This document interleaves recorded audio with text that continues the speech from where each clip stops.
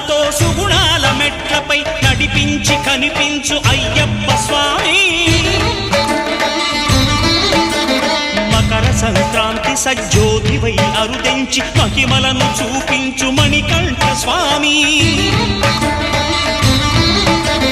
కర్మబంధము బాపు ధర్మశాస్త్ర